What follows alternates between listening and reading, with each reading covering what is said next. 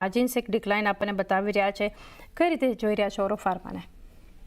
ઓરો pharma of course result ખરાબ છે કેમ કે તમે જે રીતે કીધું બે પ્રોફિટેબિલિટી એન્ડ સેલ્સમાં ખાસું દબાણ છે અને પણ આગળ જઈને હવે જોઈએ તો એમનું જેનરિક જે બિઝનેસ છે ને એ ઓલમોસ્ટ 8 થી 10% ગ્રોથ હશે અને બાયોસિમિલર સેગમેન્ટ પણ ઓલમોસ્ટ 25%ની આજુબાજુ ગ્રોથ હશે, જે સારું ગ્રોથ છે.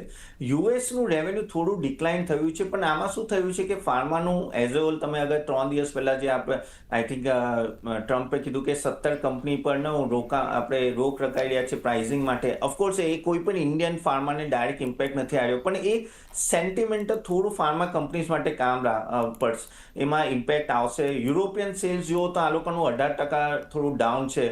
તો હવે મેઇન વસ્તુ એ છે કે અહીંયાથી ઇબીટા માર્જિન કેવી રીતે એ લોકો વધારી શકે કે ઇબીટા માર્જિનમાં પણ ખાસું કોન્ટ્રાક્ટેડ લાગે છે, ખાસું ઓછું થયું. 20%ની આજુબાજુ જે માર્જિન છે એ થોડું આઈ થિંક ચિંતાજનક છે. તો મારા હિસાબથી સ્ટોક સારો છે, પણ આઈ થિંક થોડી રાહ જોઈ લેવી જોઈએ. અને ફાર્મા સેક્ટરમાં હજી પણ થોડું સેન્ટિમેન્ટલ, હજી ટ્રમ્પનું જ્યાં સુધી ક્લિયર ના થાય કે શું કરવા માંગે છે, મારા હિસાબથી થોડું વેટ એન્ડ વોચ આવો. કેમ કે અગર યુએસનો એક્સપોઝર કે તો ઓલરેડી ઓરોબિંદોનું બહુ મોટું એક્સપોઝર છે. તો મારા હિસાબથી વેટ એન્ડ વોચ રાખો. હવે જો તમે એકાદ મહિનો કે આ બધું ટેરિફનું કે નીચા લેવલે બાય કરવાની સલાહ આપશે, પણ હજી પણ આઈ થિંક 10-15% તો હું ના જ પાડીશ કે હમણાં તરત બાય કરવાની જરૂર નથી. વેટ એન્ડ વોચ આમાં રાખવું જરૂરી છે.